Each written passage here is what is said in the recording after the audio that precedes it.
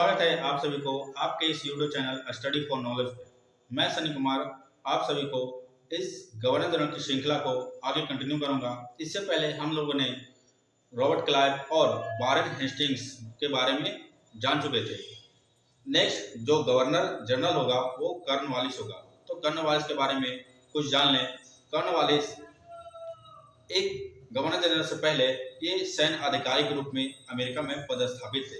America इस समय तक अंग्रेजी साम्राज्य के चंगुल से आज़ाद हो चुका था, तो उन्हें ये डर सताने लगे कि भारत भी कहीं अब हमारे हाथों से न निकल जाए, क्योंकि इस समय फ्रांसीसियों का जो शक्ति बढ़ रहा था। इसलिए कॉर्नवालिस को अब गवर्नर जनरल बनाकर भारत में भेजा गया। तो गवर्नर जनरल बनने के बाद भारत में कॉर्नवालिस ने बहुत सारे सुधार किए, जैसे कि प्रशासन के क्षेत्र में बहुत सारे सुधार किए, भू राजस्व के क्षेत्र में बहुत सारे सुधार किए, बहुत सारे युद्ध और संधियां की। तो हम लोग पढ़ते हैं, हम लोग देखेंगे कि इन्होंने क्या क्या काम किया। सबसे पहले प्रशासनिक सुधार। तो गवर्नर जनरल जैसे ही भारत आए, इन्होंने बहुत सारे प्रशासनिक सुधार किया। इन्होंने पुलिस सेवा का जनक, इन्होंने पुलिस में भी सुधार किया। पुलिस सेवा का जनक कॉर्नवालिस को माना जाता है। कॉर्नवालिस ने भारत में एसपी और दरोगा जैसे पद को स्थापित किया आधुनिक रूप से। तो पुलिस सेवा का जनक किसे जाता है? लॉर्ड कॉर्नवालिस को। नेक्स्ट है सिविल सेवा का जनक, नागरिक सेवा जनक या सिविल सेवा का जनक लॉर्ड कॉर्नवालिस को जाना जाता है। इन्होंने ही पहली बार आईसीएस परीक्षा और आईएएस जैसे पदों का सृजन किया। जो अभी का यूपीएससी है, इनका जनक कॉर्नवालिस ही है। तो नागरिक सेवा जनक कॉर्नवालिस। नेक्स्ट है कि न्यायिक सुधार। इन्होंने न्यायिक सुधार भी किए बहुत सारे, जैसे भारतीयों को न्याय नहीं मिल पाता था, इसलिए न्याय के क्षेत्र में इन्होंने बहुत सारे सुधार किए। इसलिए इन्हें कॉर्नवालिस कोड के जनक में जाना जाता है। कॉर्नवालिस कोड के माध्यम से इन्होंने न्याय के क्षेत्र में सुधार किए। इन्होंने 4 भ्रमण अदालतें, सर्किट न्यायालय की स्थापना की, जो ढाका, कलकत्ता, मुर्शिदाबाद और पटना के क्षेत्र में स्थापित किया।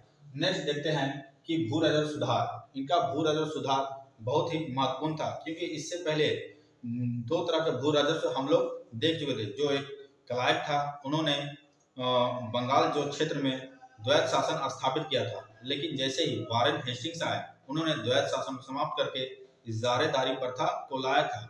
लेकिन उस इजारेदारी प्रथा से भी अंग्रेजी जो कंपनी थी, ईस्ट इंडिया कंपनी, उसे कोई अच्छा लाभ नहीं हुआ।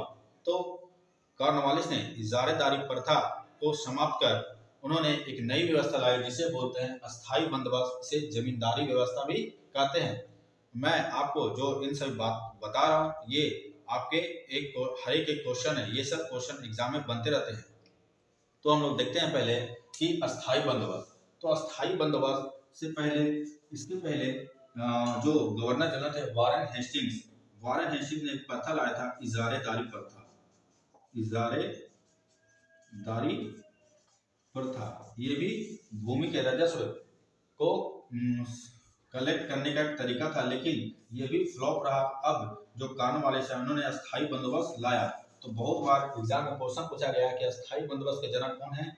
तो कौन है जनक? कॉर्नवालिस। उन्होंने 1793 में अस्थाई बंदोबस्त लाया। अस्थाई बंदोबस्त से यह जमींदारी व्यवस्था, क्योंकि ये व्यवस्था जमींदारों के साथ ही थी, या इसे इस्तमरारी व्यवस्था भी कहते हैं। इस्तमरारी व्यवस्था, ये 3 व्यवस्था के नाम से जानते हैं। अब जानते हैं थोड़ा बहुत कि ये जमींदारी व्यवस्था या अस्थाई बंदोबस्त क्या था। तो ये जमींदारों के साथ, कंपनी द्वारा जमींदारों के साथ यह तय किया गया था कि आप लोग को किसानों से राजस्व को वसूली करना है, और जो राजस्व का 90% भाग होगा वो कंपनी को देना पड़ेगा, और 10% भाग जमींदारों के साथ जमींदारों को रखा जाएगा। तो इस तरह से एग्जाम में भी क्वेश्चन बनते हैं कि जो अस्थाई बंदोबस्त है वो किनके साथ किया गया था? किसानों के साथ, जमींदारों के साथ, साहूकारों के साथ। तो यह व्यवस्था जमींदारों के साथ किया गया था। तो ये हम लोग देख चुके भू राजस्व। अब हम लोग हम लोग देखते हैं कि अब कॉर्नवालिस ने अपने युद्ध की नीति को कैसे संभाला। तो कॉर्नवालिस जैसे ही भारत में आए, तो भारत में युद्ध का माहौल था, और उस समय दक्षिण भारत में आंग्ल मैसूर युद्ध चल रहा था। तो कर्नवालिस समय तीसरा अंग्लो मैसूर युद्ध हुआ जो 90 से 92 के बीच चला। 90 से 92 के बीच। इसमें एक और तो टीपू सुल्तान था, मैसूर के राजा टीपू सुल्तान, और दूसरी ओर कर्नवालिस था। टीपू सुल्तान इस युद्ध में हार जाते हैं और उन्हें मजबूरन बस एक संधि करनी पड़ती है जो श्रीरंगपट्टनम की संधि के नाम से जानते हैं, जो 1792 में हुआ। कर्नवालिस के साथ टीपू सुल्तान ने श्रीरंगपट्टनम की संधि की और बहुत सारे क्षेत्र को ये अंग्रेजी साम्राज्य को देना पड़ा। नेक्स्ट देखते हैं कि यह एकमात्र ऐसे गवर्नर जनरल थे कॉर्नवालिस जिनकी मृत्यु भारत में हुई और इनकी समाधि भारत में यूपी में के गाजीपुर में। तो बहुत बार क्वेश्चन पूछा गया कि कौन सा ऐसा गवर्नर जनरल है जिसकी मृत्यु भारत में हुई और उसकी समाधि भारत में। तो आंसर होगा लॉर्ड कॉर्नवालिस, क्योंकि इसकी जो समाधि है वो गाजीपुर में स्थित है। जिन्होंने जितने भी सारे अधिकार थे वो कलेक्टर को दे दिया करते थे। सारे अधिकार कलेक्टर के पास, कलेक्टर के हाथों में दे दिया था। ये जो ऐसे गवर्नर जनरल थे। तो इन सभी मुद्दों को, इन सभी टॉपिक को आप लोग नोट कीजिएगा ताकि एग्जाम में जो क्वेश्चन बने तो आप लोग आसानी से आंसर दे पाए, क्योंकि कॉर्नवालिस से बहुत सारे क्वेश्चन एग्जाम बनते हैं कि नागरिक सेवा योजना किसे कहते हैं, अस्थायी बंदोबस्त किसने शुरुआत किया। तो इस तरह से हम लोग गवर्नर जनरल के सीरीज को और आगे कंटिन्यू करेंगे। अगर इस तरह का वीडियो आप लोगों को अच्छा लगे तो वीडियो को लाइक कीजिएगा, सब्सक्राइब कीजिएगा और शेयर कीजिएगा। धन्यवाद।